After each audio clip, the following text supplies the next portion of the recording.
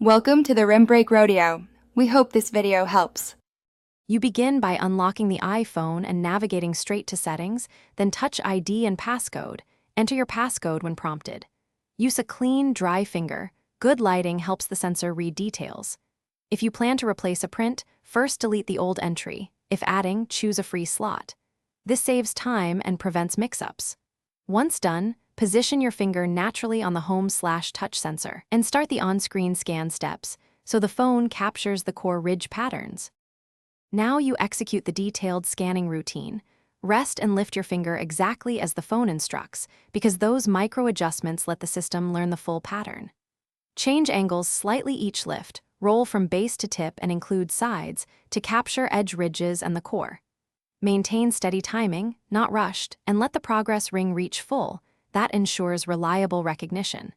If you're adding a second finger, repeat the same method. Make sure fingerprints are labeled clearly so you know which finger maps to which entry. Finish by testing unlock, purchases, and secure apps. Use the exact motions you trained. If the sensor struggles, delete the problematic fingerprint and re-enroll it with the same careful angles. This often fixes false rejects. Make sure the home button or sensor area is clean and that a case or protector isn't blocking contact. If problems persist, restart the iPhone and check for an iOS update. Sometimes software calibration improves recognition. One quick tip: re-enroll after any finger injury or significant skin change. Thanks for watching. Consider subscribing if we helped you.